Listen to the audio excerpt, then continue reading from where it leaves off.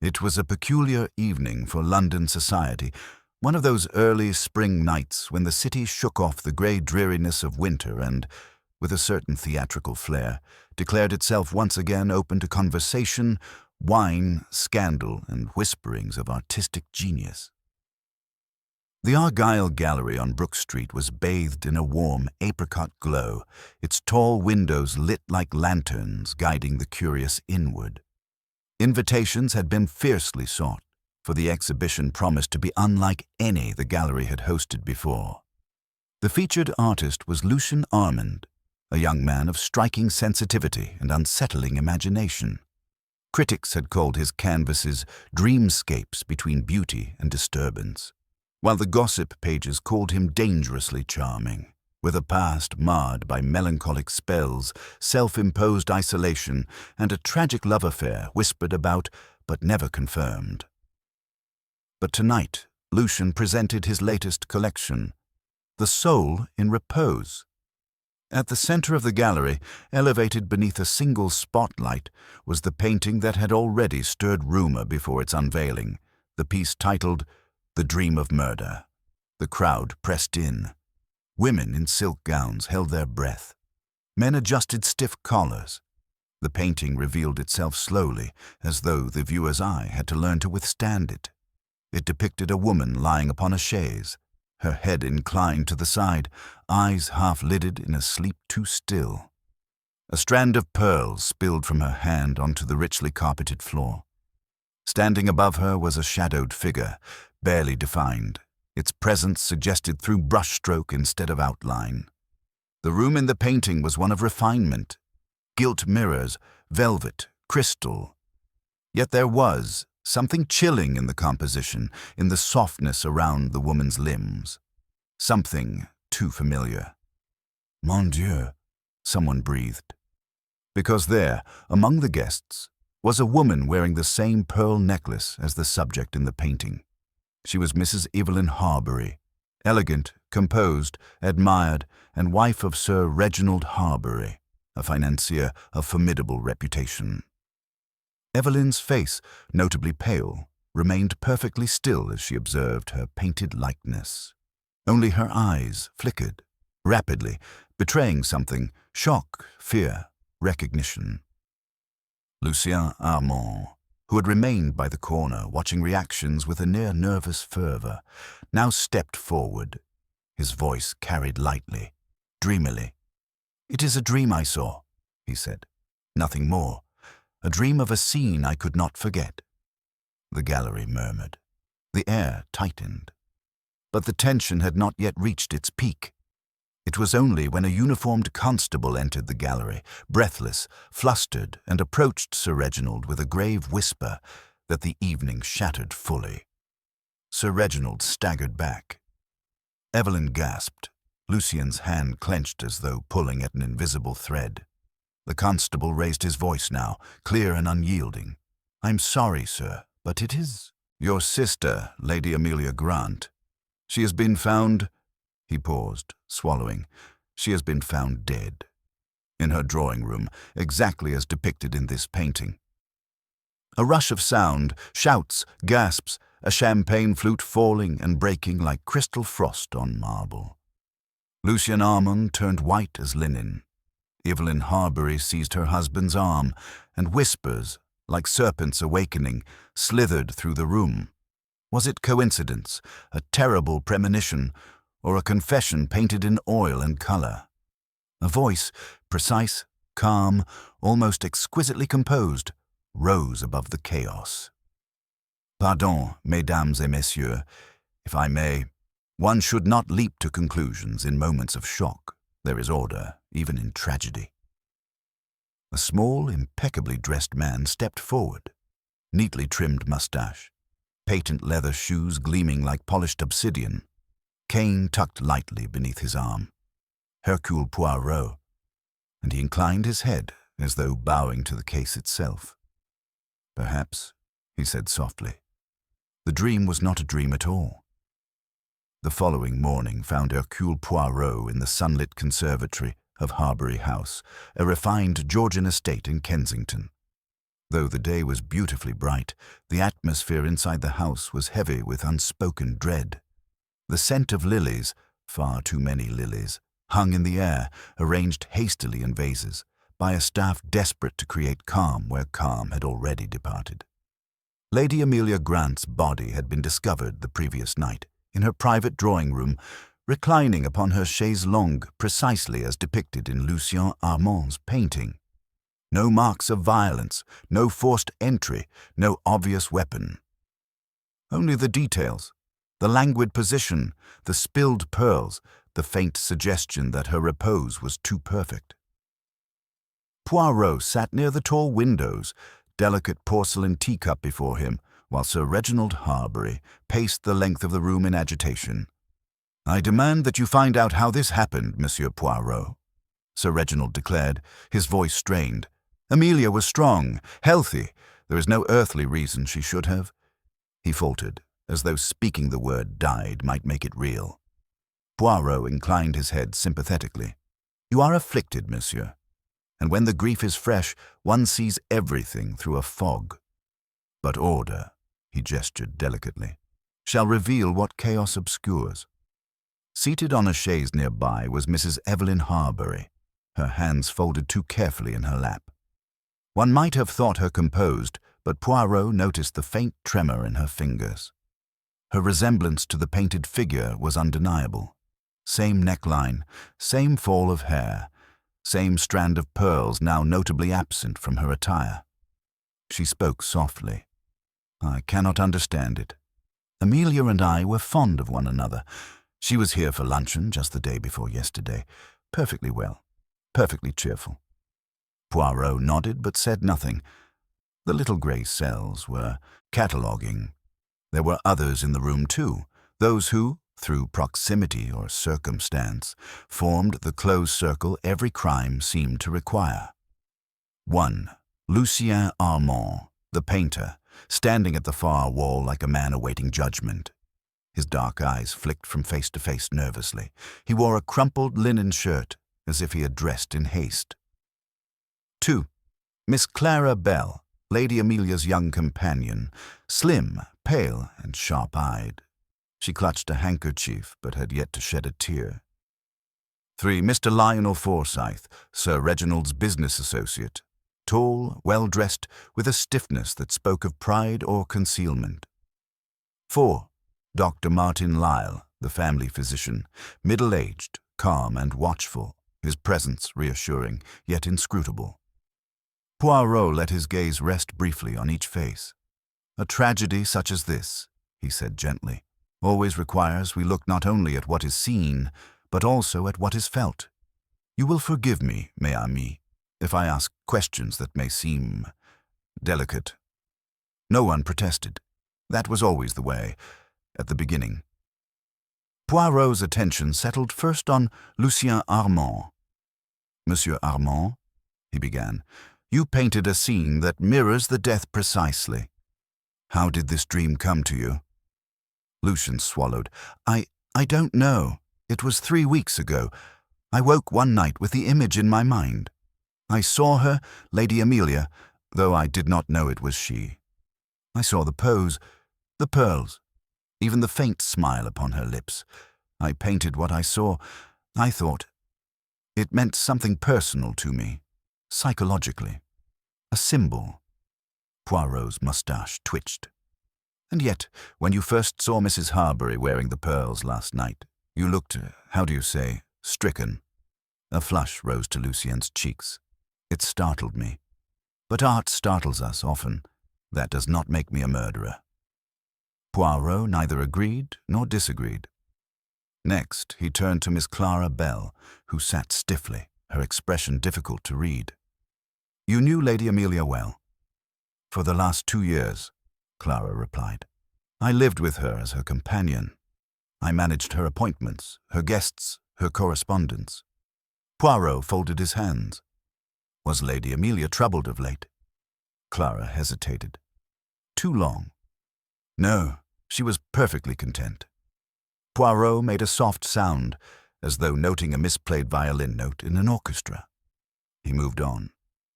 "Mr. Forsyth, he said pleasantly. You were acquainted with Lady Amelia also. Forsyth shifted. Only socially, though she was a frequent presence at the house. A charming woman. Poirot saw how Evelyn Harbury's eyes flicked sharply toward Forsyth at the word charming. Another note added to the silent ledger. And finally, Dr. Lyle. You examined the body. Your conclusion? Dr. Lyle cleared his throat. There were no signs of physical trauma, no struggle. It appears to be natural causes, perhaps an embolism or sudden cardiac arrest. But I've ordered toxicology to be certain.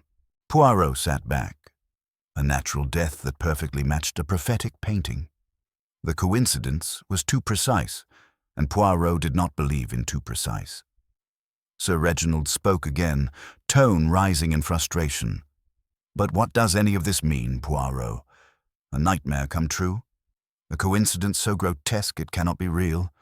Or, Poirot lifted a hand. It means, Sir Reginald, that among those present, his eyes swept the room slowly. Someone knows more than they yet have said. Silence. Dense. Charged. Entirely fragile. Poirot leaned back in his chair, steepling his fingers. And so, mesdames et messieurs, we shall begin. Hercule Poirot requested to see the drawing-room where Lady Amelia Grant had been found.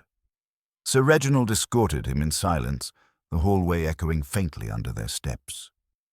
Harbury House was tastefully adorned, yet in a manner that spoke not of extravagance but of assurance, a household accustomed to being admired. The drawing-room itself was sunlit, elegant, and entirely too peaceful for the tragedy it had held only hours before. A chaise longue of soft rose velvet occupied the center of the room, its cushions slightly indented where the body had lain. A small table beside it held an overturned crystal glass, no wine spilled, yet its position was too carefully unnatural. Poirot paused in the doorway. "Observe, Sir Reginald," he murmured. "There is no disturbance, no mark of intrusion, no struggle. Everything is in order." Sir Reginald's voice was hoarse. Amelia never struggled in anything. Even her life was graceful. Poirot did not reply. He moved forward, his steps slow and light, as though he were careful not to stir the air. His eyes traced the chaise, the precise angle of the cushions, the faint marking of a head's weight, the fall of the arm that must have rested limply, allowing the pearls to spill in just such a pattern. He crouched to inspect the carpet. No fibers pulled, no pressure marks except those aligned neatly beneath the chaise's fixed legs. "It is curious," he said softly. Sir Reginald blinked.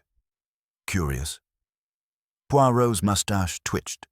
To die so perfectly, without the smallest gesture of distress, implies one of two things. He held up a delicate finger. Either Lady Amelia did not know death was approaching. He raised the second. Or she knew, and accepted. Sir Reginald shuddered. "Accepted? You mean suicide?" "No, I do not think so." Poirot shook his head. Lady Amelia was a woman who believed greatly in her comforts. Such a woman does not choose to depart this world without arranging herself in a more ceremonious fashion. He moved next to a writing desk, polished, ordered, with a silver pen aligned as though measured. Poirot examined the letter tray.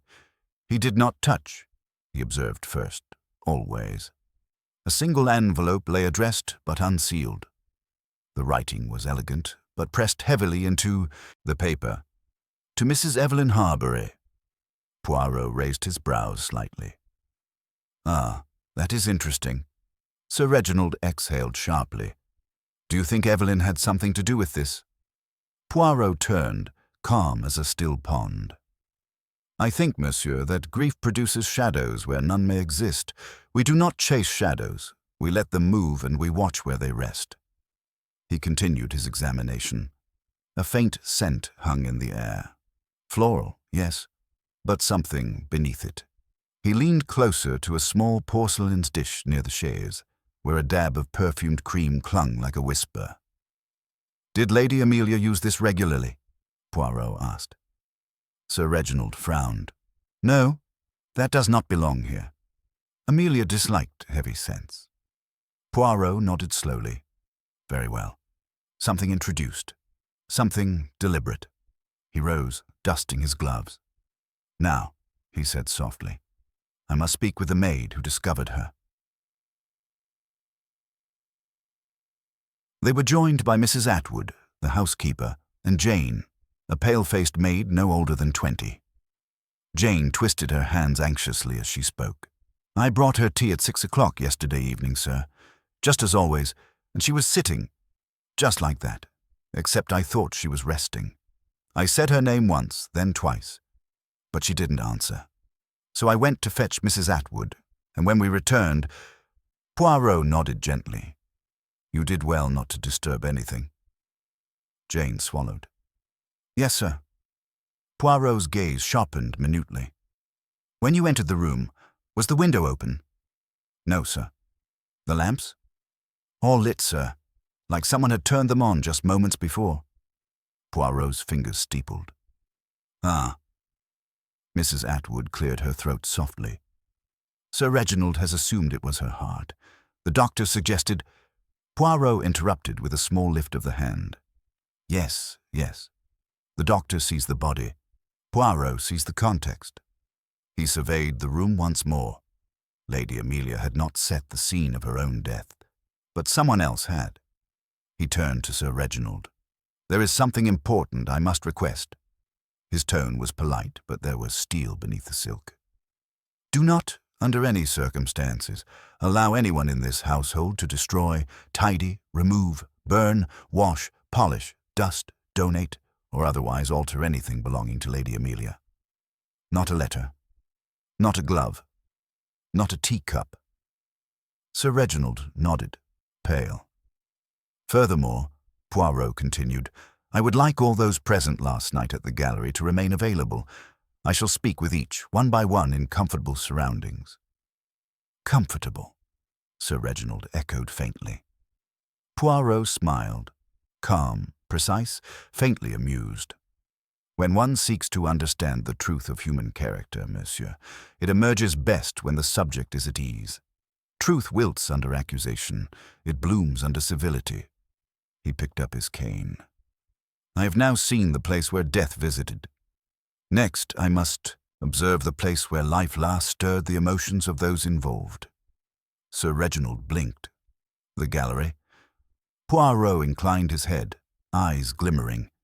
Yes. We returned to the painting. The Argyle Gallery was quiet when Poirot returned that afternoon. The previous night's crowd, with its champagne chatter and fashionable excitement, had been replaced by a hush of curiosity and unease. The exhibition had been closed to the public for the day, an order from the police, but one Poirot approved of. Silence was conducive to thought, and the gallery, in its stillness, felt like a stage after the actors had left. Only the scenery remained, waiting to speak to the one who knew how to listen. Poirot walked first to the central painting, The Dream of Murder. The painted woman reclined in serene finality, her skin pale, her lips faintly curved, as though aware of her own elegance. And the pearls, always the pearls, rested against her fingertips like the soft echo of something unspoken. Poirot regarded the shadowed figure above her, not fully defined, a suggestion rather than a person, a silhouette, neither man nor woman, merely presence.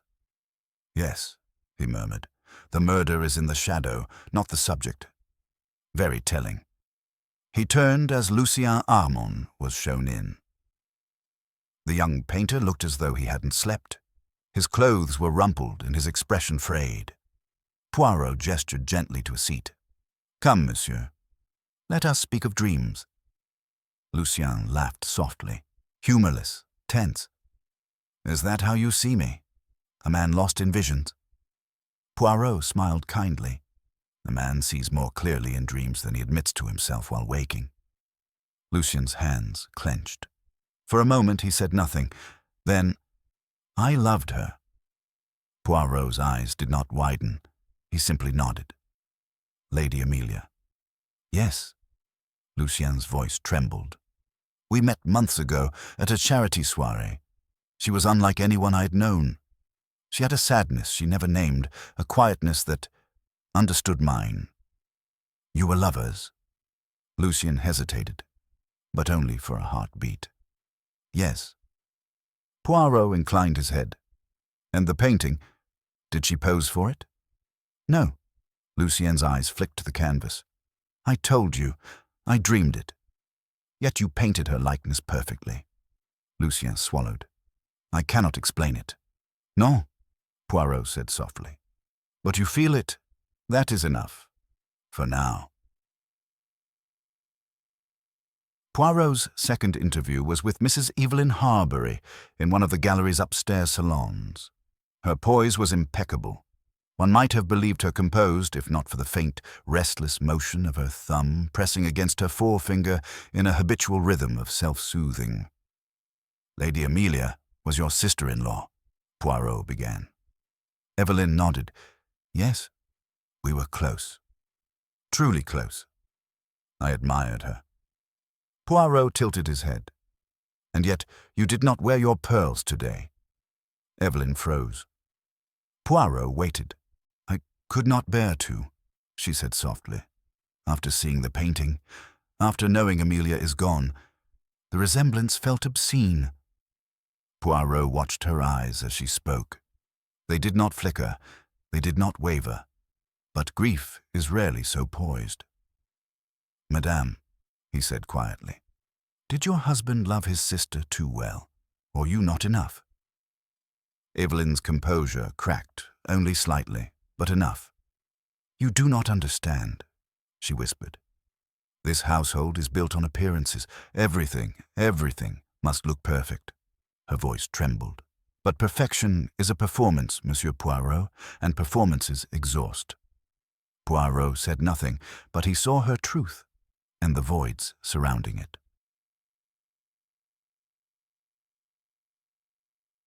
His third interview, Miss Clara Bell, in the gallery's side corridor, where the late afternoon light cast long shadows. You lived with Lady Amelia, Poirot said. You observed her every day. You saw her moods, her thoughts, her habits. Clara nodded stiffly. Yes. Did she suffer emotionally? Clara's jaw tightened. She was a prisoner in that household. Everyone admired her. No one listened to her. Poirot leaned in slightly. And you listened? Yes. Did she love Lucien Armand? A flicker, not the smallest one. I think she wanted to, Clara said, but she was not free to choose such things. Poirot studied her. And you cared for her. Perhaps too much? Clara's eyes flashed with something sharp, protective, wounded, dangerous. I would have done anything for her. Poirot nodded once. That was all he needed. For now.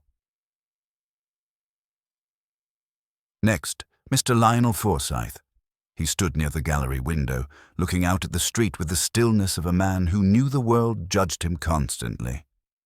You were fond of Lady Amelia, Poirot said. Forsyth gave a slight smile. Everyone was fond of Amelia. She inspired admiration, and also jealousy. Forsyth turned just enough for Poirot to see the truth in the profile of his expression. Yes, jealousy, and desire, and resentment. Beautiful people draw emotions from others they do not ask for. Poirot watched him carefully. Did Sir Reginald know of Lucien's involvement with his sister? Forsyth's brows lifted. Is that involvement now a matter of fact? Poirot only smiled. Sir Reginald, Forsyth said quietly, sees what he chooses to see, and ignores what would disturb the order of his world. Finally, Dr. Martin Lisle. You believe Lady Amelia died of natural causes, Poirot said. I'm not certain, the doctor corrected gently. But there is no obvious trauma and no residue indicating poison. Poirot nodded. And yet she died in a manner too peaceful, a death arranged for beauty. Dr. Lisle hesitated. Then, She suffered from fainting spells in the last months. Stress, emotional fatigue, possibly depression. Poirot's gaze sharpened. Were you treating her for sedatives? Yes. Poirot's eyes glittered. Thank you, Doctor. That is most illuminating. When all interviews were complete, Poirot walked once more to the central gallery floor. The painting glowed in quiet menace. Beneath it, he whispered, "Everyone loved her. Everyone needed her. And so, someone killed her." The gallery exhaled around him, as though it understood. The newspapers moved swiftly, faster than reason, as they always did. By the next morning, Lucien Armand's name was on every headline: the painter of death. Artist foretells murder. Police investigate affair. The dream that killed a lady. Sir Reginald had attempted to silence the press, but scandal is a creature with a talent for slipping under locked doors.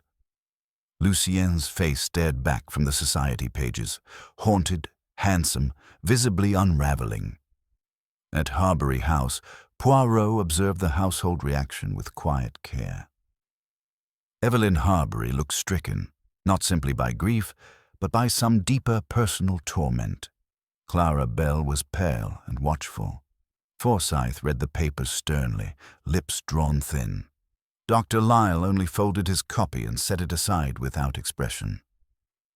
Sir Reginald strode into the breakfast room, newspaper crushed in his clenched fist. "This is intolerable," he thundered. "The man painted the exact manner of my sister's death. He must have known. He must have done it." Poirot lifted his teacup with perfect calm.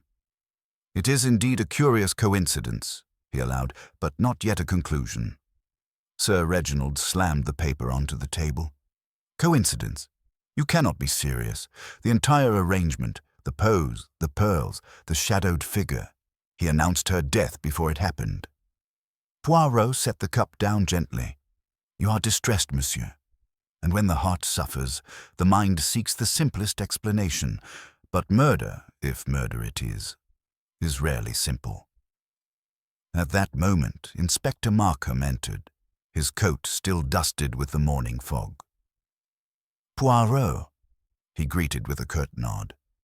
"We've taken Armand in for questioning. He seemed agitated, conflicted, possibly guilty. The commissioner wants to pursue him formally." Sir Reginald exhaled in relief. Too quickly, too eagerly. Poirot only sighed, very softly, very patiently. "Ah, a solution with great convenience," he murmured. "So neat, so tidy, so instantly pleasing to the wounded pride of society. But," he stood, "let us go to Scotland Yard." At the Yard, the interrogation Lucien Armand sat hunched in a narrow interview room, hair disorderly, paint still faintly smudged on his cuffs. His expression was one of a man assaulted not by guilt, but by confusion and grief. When Poirot entered, Lucien's eyes lifted, not in hope, but in desperation. "Tell them," he whispered. "Tell them I didn't kill her." Poirot drew up a chair and folded his hands. "I will tell them nothing," he said gently. "I'm not here to free you, nor to condemn you. I'm here to understand." Lucien stared at him. "Then you believe I could have done it?" "I believe you loved her," Poirot corrected. "And love, Monsieur Armand, is a motive both for devotion and for destruction." Lucien flinched as if struck. Poirot continued, voice unwavering. "You told me you had no knowledge of the pearls Lady Amelia wore the night you met. Yet you painted them exactly. Why?" Lucien swallowed hard. "One morning, 3 weeks ago, I saw the woman from my dream in the street. I did not know her name then, but she wore those pearls. They were unmistakable." His voice tightened. She looked so fragile, as if she were already fading. I chased the image to my canvas. I could not help it. Poirot's eyes narrowed, not in suspicion, but in recognition. He was telling the truth. not because the words were convincing, but because they were involuntary. He spoke like a man confessing something to himself. Poirot leaned back. "You did not kill Lady Amelia," he said, softly but with certainty. Inspector Markham looked sharply at him. "Poirot!" Poirot raised a hand. "But you have withheld something important." Lucien's breath caught, and then, "Yes." Poirot waited. Lucien closed his eyes. Lady Amelia was planning to leave Harbury House, to start a new life. She was miserable there, trapped in refinement, in expectations. She wanted freedom, and we— His voice broke. "We hoped to go abroad together." Sir Reginald's shock was predictable. Evelyn Harbury's grief-stricken composure now made sense. Clara Belle's fierce loyalty was revealed in darker light, and the motive landscape shifted. Inspector Markham exhaled. "So," he said, "Harbury had reason for rage. The wife had reason for jealousy. The companion had reason for fear, and the business partner—" Poirot nodded. "Yes. Everyone benefited from Lady Amelia remaining exactly where she was." He stood, smoothing his coat sleeve. "Come, Inspector. Let us release Monsieur Armand from your accusation. His guilt is of the heart, not the hands." Lucien stared. "Then who?" Poirot held up one finger. Too soon. Evidence will speak when the characters reveal themselves." Returning to Harbury House. When Poirot and the inspector returned, Sir Reginald erupted. "You released him. You released the man who—" Poirot lifted his voice, or rather lowered it, which was somehow more commanding. "Sir Reginald, your sister was planning to leave your house and your protection. You did not tell me this." Sir Reginald froze. The room's silence turned brittle. Evelyn closed her eyes. Clara gripped her armrest. Forsyth stiffened. Dr. Lyle looked at the floor. Poirot spoke quietly, precisely, almost sorrowfully. "We no longer have a painter who dreamed of murder. We have a household that feared the loss of its brightest ornament. Hercule Poirot did not accuse. He observed, and when he observed, the truth began to shift, subtle as smoke caught in a shaft of sunlight." After Lucien Armand's release, the atmosphere at Harbury House thickened with a quiet, suffocating tension. No one spoke loudly. Even footsteps seemed careful. The elegant rooms felt smaller, as though the house itself were listening. Poirot moved through it all with serene grace. He chose this moment to disturb the stillness. Tea in the Rose Salon.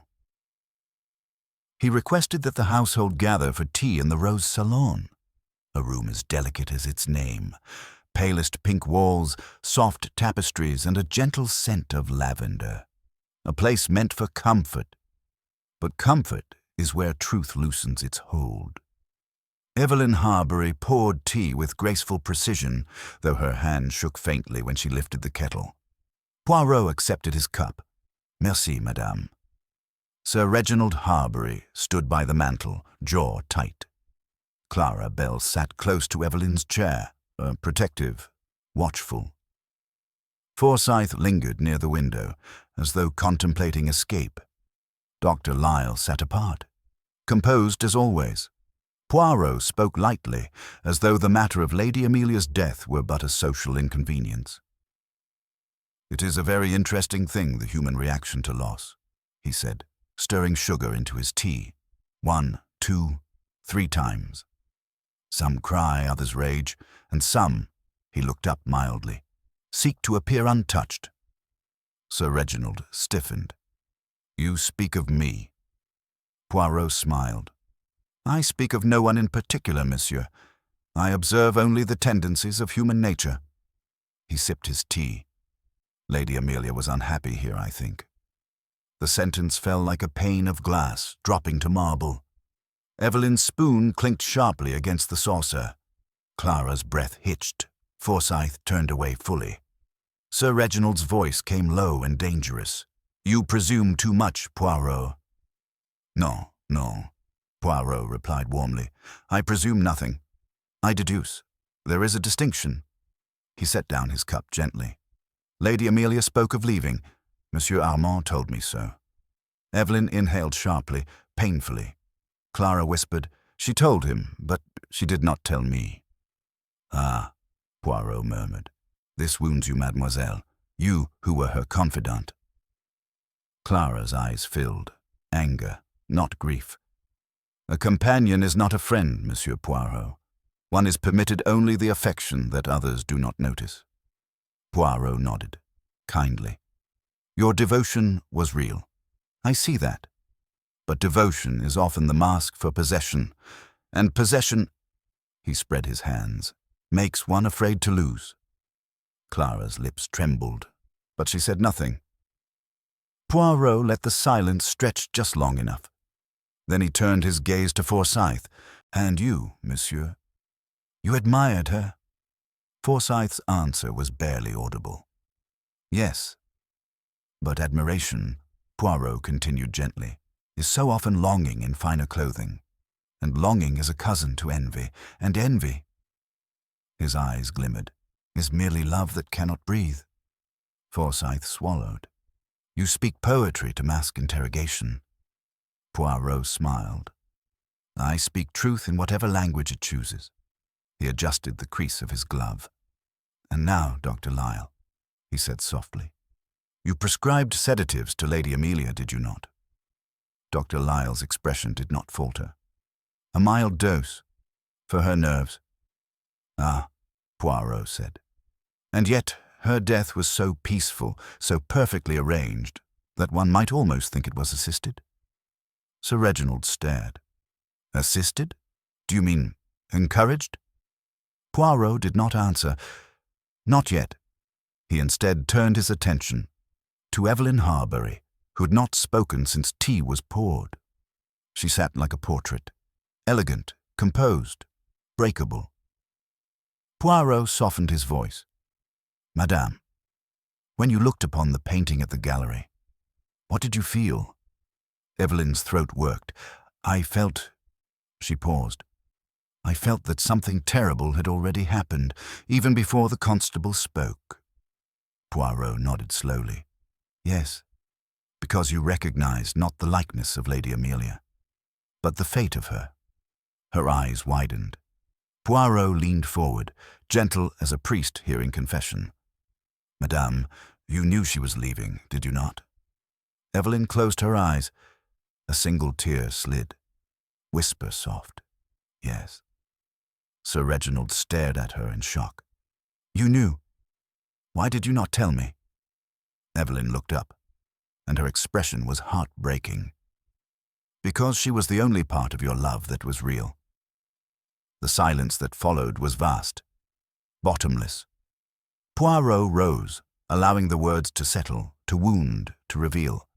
He tapped his cane once against the polished floor. Now, he said softly, I have seen how each of you grieves, and how each of you fears. The truth has begun to take shape. He turned toward the staircase. One of you, he said without looking back, has already begun to break.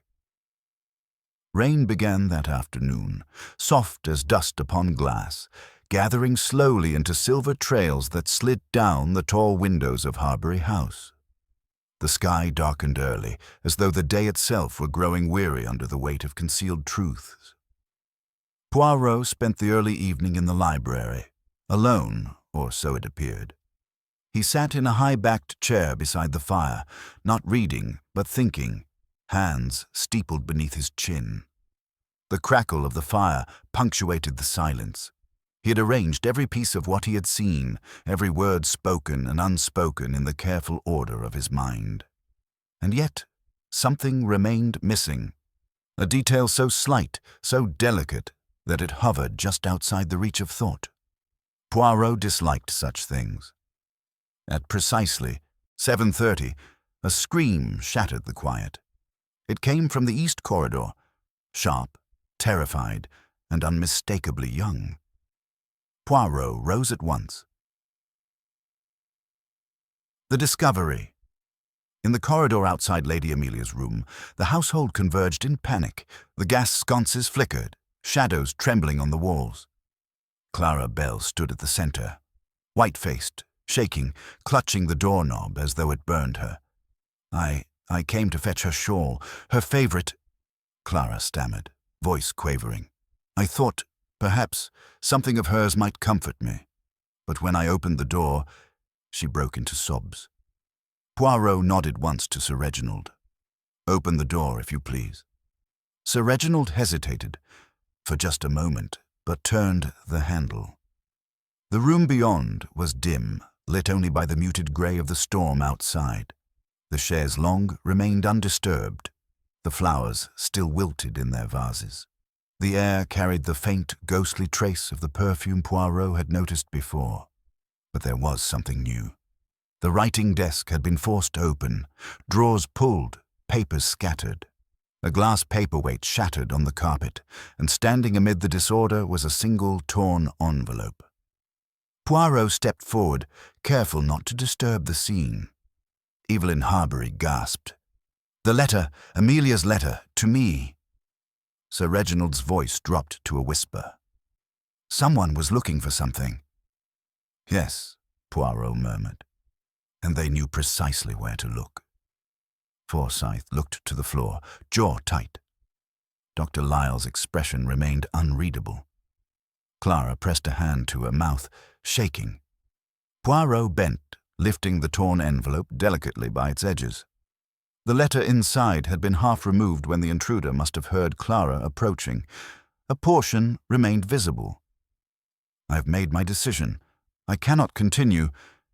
Evelyn inhaled sharply, her face going ashen. Poirot turned to the household, voice soft but unyielding. Lady Amelia was preparing to write of her departure. This letter would confirm her intention to leave Harbury House.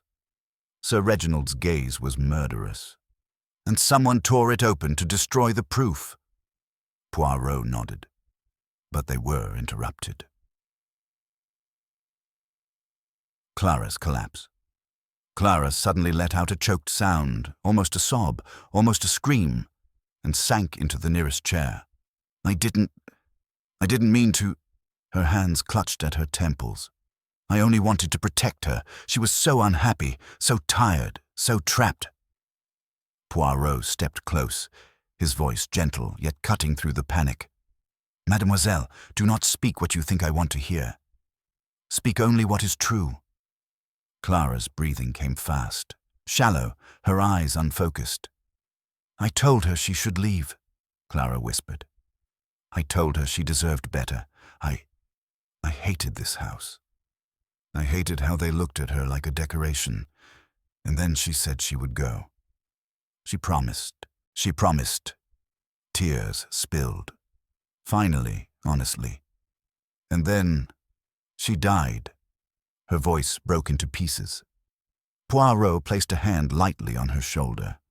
"You loved her," he said, but there was no softness in the words, only clarity. "But love, mademoiselle, is not the same as wanting happiness for another. Your love was to keep, not to free." Clara shook her head violently. No, you don't understand." Poirot did not press her further. She was not the one who tore open that desk. Her grief was large, messy, raw. Nothing about it was calculated. Someone else here was cold. Someone else was orderly. Someone else needed that letter to disappear. Poirot turned, slowly, deliberately, to face the others. "There is only one kind of person who fears a letter such as this," he said. His eyes rested, just for a beat, on Sir Reginald. Then on Evelyn. Then Forsyth. Then Dr. Lyle. Slowly, his gaze returned to the broken paperweight. He lifted one small fragment between his fingertips. And there, embedded in the glass, was a single dark hair, not Clara's golden brown, not Evelyn's chestnut, not Forsyth's silvered blonde, not Sir Reginald's dark, straight hair. This hair was fine, almost colorless. Poirot looked up. His voice was quiet. but carried like a strike of lightning. The person who ransacked this room was wearing gloves, but even gloves do not hide the truth of who touches what they do not understand. The room held its breath. Poirot continued softly, "There has been a mistake. Someone believes I do not already know." He tapped the fragment of glass against his palm. Once. "Well then," he said, "the time for quiet observation is over." The next morning dawned pale and washed out, as though the world outside Harbury House had taken on the weary exhaustion of its inhabitants. The rain had not ceased. It had only softened into a thin, persistent mist that clung to every window pane like breath. The house was quiet, but not with peace. It was the quiet of held breath, of waiting. Poirot, however, appeared entirely untroubled by the storm of emotions tightening through the corridors. He breakfasted neatly: boiled egg, toast, and chocolate, seated with immaculate posture at the small table in the conservatory. Hastings was not present in this case, yet one almost felt Poirot conversing with him in spirit. When Inspector Markham arrived shortly before 9, damp coat and impatient stride, Poirot welcomed him with warm civility. "Ah, mon ami, you're just in time. Sit, have tea. The day will require patience, and tea is an excellent foundation for patience." Markham did not sit. "You said last night you knew, and then you disappeared into your rooms like a stage actor waiting for applause." His tone was clipped. "If you know something useful, Poirot, you'd best come forward with it." Poirot dabbed his mouth with a linen napkin. "You are perturbed. This is understandable, but the moment of revelation must be chosen carefully. Timing, mon ami, is the difference between clarity and catastrophe." Markham exhaled in frustration. "Poirot." Poirot smiled. "Very well. Come, I will show you." Back to the scene of death. The drawing room was unchanged. Poirot had ensured it. He approached the chaise longue once more, the place where Lady Amelia's final moments had been staged, and placed his hand lightly on the carved wooden frame. "You see, Inspector, everyone looked at what was here," Poirot said. "The arrangement of the body, the pearls, the overturned glass. But no one asked what was not." Markham frowned. "What was missing?" Poirot pointed. "The tea tray." There was a beat of silence. Markham blinked. "The what?" Poirot's voice turned gentle, patient, the tone of a tutor explaining something simple that yet must be understood correctly. "Lady Amelia drank tea every evening at 6. The maid brought it. She found Lady Amelia already dead, but the tray was not left. It would have been there in the room. Yet it is nowhere to be found. Why remove it?" Markham's eyes widened slowly. "To hide what was in the cup." Poirot inclined his head. "Just so. But the doctor said no poison was detected," Markham protested. Poirot held up one elegant finger. "No common poison. And more importantly, no one thought to look for sedative overdose, because the doctor himself had prescribed sedatives to her. A dosage changed by a single hand would produce the most serene of deaths." Markham stared. Lyle. Poirot did not answer directly. He was too careful for that. "Let us continue," he said. At the hearthside desk, Poirot approached the shattered paperweight on the floor. He lifted the glass fragment with the nearly invisible hair embedded within. "Tell me, Inspector, what type of hair is this?" Markham looked. "Very fine, very light." Poirot nodded. "Almost white? Do you recall who among our household has hair of such quality?" Markham's expression changed. "Forsyth?" Poirot's smile was small but approving. "Très bien. But do not rush to conclusions. We merely place the details in correct alignment." He crossed to the writing desk. "There is something else. The letter Lady Amelia intended to send to Mrs. Evelyn Horbury." He tapped the drawer. Someone sought desperately to destroy it, but succeeded only in delaying its reading. He withdrew the bottom half of the torn letter recovered from the wastebasket the night before. He held it out to Markham. The letter, recovered fragment. I have made my decision. I cannot continue in this gilded silence. I am not a creature to be arranged like a vase in a sitting room. I think you know that well. I confide this to you because you have known my heart longer than anyone else. But I am afraid. Not of leaving. I am afraid of what may happen when I say the words aloud. Evelyn. The letter was for Evelyn, but the fear was not of Reginald, nor of scandal, nor of Lucien. No, fear of consequence, fear of someone's reaction. Poirot slid the fragment back into his pocket. The perfume clue. Poirot walked to the porcelain dish by the chaise where the faint trace of perfumed cream had been. You recall, Inspector. Sir Reginald said this perfume was not his sister's. Markham nodded. Someone else brought it. Poirot smiled.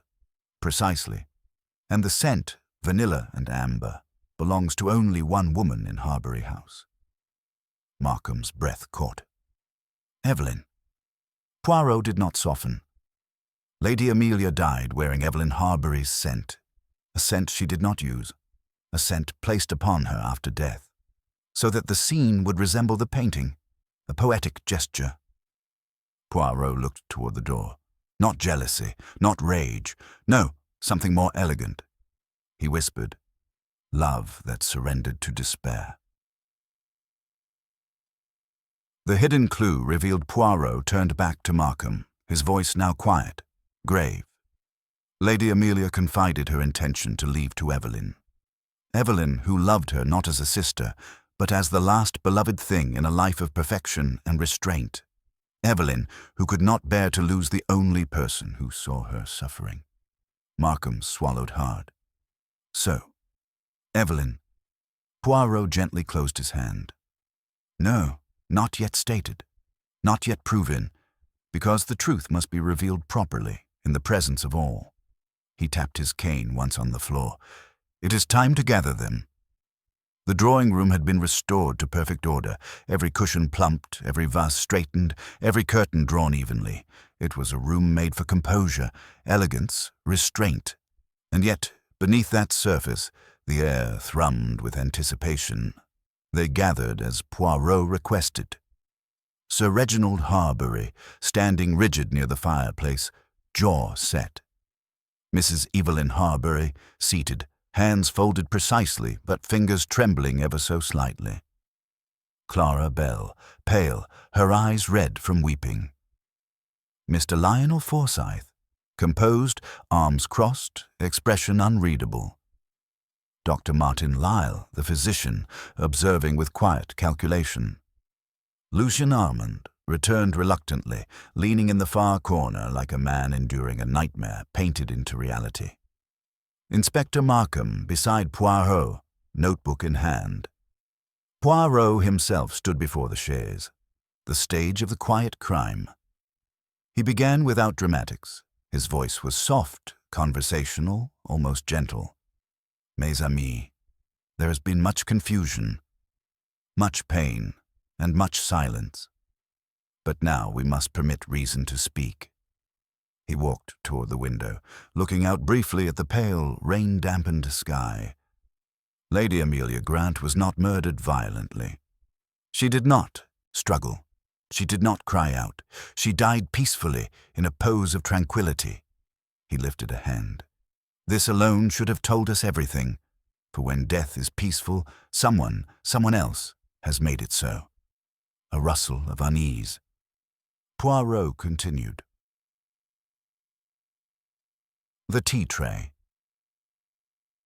The tea tray brought to Lady Amelia is missing. It was not removed by servants. It was removed by someone who needed to hide what was on it.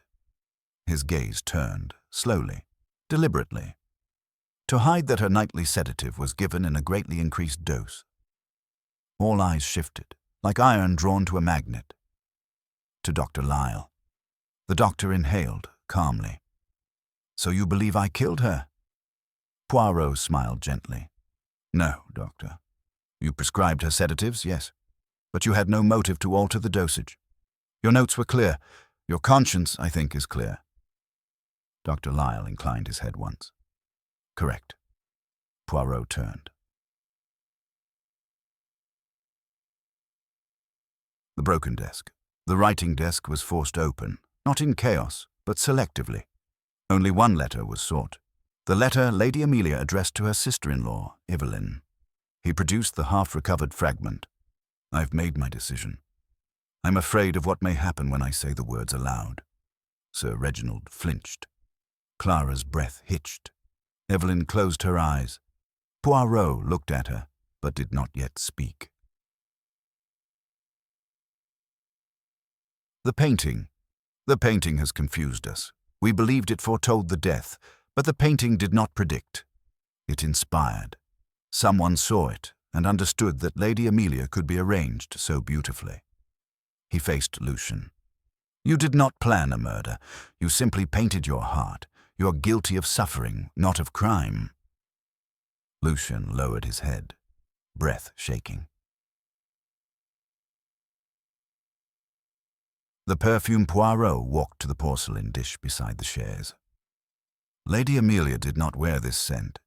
Someone applied it to her after death, to make her resemble the painted figure.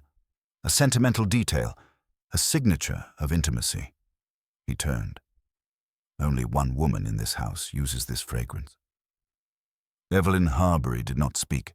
She merely sat, very still, as though frozen in time. Sir Reginald stared at her, disbelieving, horrified.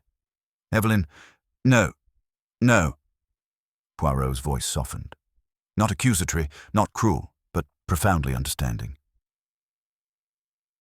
The motive, Lady Amelia was leaving the house, leaving the role, leaving the life of controlled beauty that you, madame, have endured silently for so many years. Evelyn's lips parted, but no sound emerged. Poirot continued gently, You loved her. More deeply, more desperately than anyone here understood. She was your solace, your confessor, the one person who saw the ache beneath your perfection. Tears finally formed in Evelyn's eyes. And when she said she was leaving, Poirot whispered, You did not think, you did not plan, you simply could not bear the thought of being abandoned. Evelyn's voice broke in a whisper, raw and real. I couldn't lose her. She was the only thing that was mine. Clara sobbed softly into her hands. Sir Reginald looked as though struck through the chest. Forsyth closed his eyes. Dr. Lyle exhaled deeply, sorrowfully. Lucian turned his face away, shaking. Poirot knelt. Yes, knelt in front of Evelyn. His voice was full of human sorrow. Madame, you did not mean to kill her. Evelyn's tears spilled. She nodded, a small, broken gesture. I only wished to make her rest, she whispered, to keep her just for one night longer. Poirot placed a hand gently over hers. But love cannot be possession, he said, and peace cannot be taken by force. Evelyn's shoulders shook. Sir Reginald turned away, unable to watch. Inspector Markham stepped forward, not with triumph, but with grief. Mrs. Harbury, I must ask you to come with me. Evelyn stood slowly, and as she passed Poirot, she said softly, not to him, but to herself, She was the only beautiful thing I ever had. Poirot closed his eyes. Evelyn Harbury did not resist. She did not plead or argue or protest. She simply walked beside Inspector Markham as though accompanying a guest to the door after a polite dinner. Yet the silence around her was not the silence of composure now, but of surrender. A surrender so complete it was almost gentle. Sir Reginald watched her go, stunned as though the ground beneath him had been removed.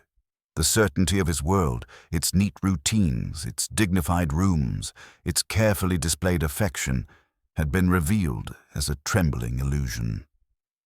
Clara Bell sat weeping quietly into a handkerchief, her grief no longer desperate but hollowed out. Forsyth stared into the middle distance, his jaw clenched but his eyes wet. So much left unspoken, too late to matter.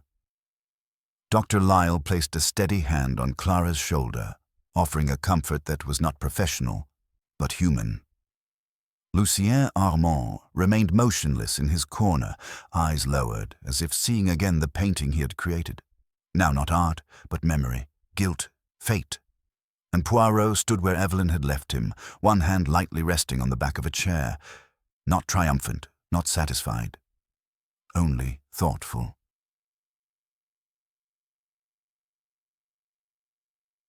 After the arrest, the house felt empty after Evelyn's departure, though every person remained inside it. An emptiness not of numbers, but of meaning. Sir Reginald at last spoke, his voice distant, unused. "I never knew," he said, barely audible. "I never saw." Poirot turned to him gently. "You did not look, monsieur. That is different." Sir Reginald was a man accustomed to believing that order, proper etiquette, polished manners, unspoken rules, was love. But love is rarely found in quiet perfection. It lives in the flaws, the vulnerabilities, the imperfections between words. He sank slowly into a chair and buried his face in his hands. Poirot did not approach him. Grief must be crossed alone. Lucien's farewell. Lucien stepped forward then, voice a cracked whisper. "Did Amelia suffer?" Poirot looked at him with the kindest eyes he possessed. "No, monsieur. She drifted as though into sleep. She did not know." Lucien's breath shuddered out of him, a man who finally allowed himself to break. "I should never have painted that dream," he whispered. Poirot shook his head. "No. The painting did not kill her. It revealed only what already existed, the fragility of love and the terror of losing it." Lucien closed his eyes. "Then what will happen to Evelyn?" Poirot clasped his hands in front of him. "She will stand trial. The law will judge what the heart cannot. But she did not act from cruelty, monsieur, only from a love that had lost its way. That will matter." Lucien nodded once, slowly. Poirot placed a hand briefly over his. Just a moment, and that was all. Clara and the doctor. Clara looked up at Poirot through tear-reddened eyes. "Could I have stopped it? If I had insisted she speak to me, if I had been enough." Poirot's voice was soft. "Mademoiselle, love is not measured in sufficiency. You gave her loyalty, kindness, companionship, but no one person can fill all the empty rooms of another's heart. That is not failure. It is simply human." She cried again, but now the grief was real, not frantic, not possessive. Dr. Lyle led her gently from the room. The final conversation. Only Poirot and Inspector Markham remained. Markham exhaled deeply. "Sometimes I envy you, Poirot. You see everything, yet you remain untouched." Poirot gave a small laugh. Quiet, almost sad. "Ah, no. I see, yes. But I am touched, mon ami. I am touched every time. It is simply that I choose to order the heart's pain, just as I order the facts of the crime." Markham studied him. "Does it ever become easier?" Poirot straightened his cuffs. "No, my friend, but it becomes clearer." He turned toward the window, where the rain had finally begun to lighten. "You see, the tragedy was not the death of Lady Amelia. Death comes for all. The tragedy was that she lived unseen by those who claimed to love her, and when one person finally saw her fully, truly she clung to that love as if it were life itself." Markham nodded slowly. "And Evelyn?" Poirot's voice softened to something close to reverence. "She loved Lady Amelia with a devotion so deep that it lost its shape. Love, when suffocated by fear, becomes possession, and possession, mon ami, is the shadow of love, not the light." The departure Poirot collected his hat and cane from the stand near the door. He paused only once, glancing back at the room where everything had come undone so quietly. "A beautiful house," he said softly. "But beauty without warmth is a prison." Then he stepped outside into the thinning rain. He did not look back. Outro, as he walked, he murmured to the air, to himself, perhaps to Hastings far away. The heart, it is the most delicate instrument of all, and when it breaks, even in silence, it can be heard by those who listen. He lifted his chin. His shoes gleamed even in the wet street. The case was closed. Hercule Poirot walked on.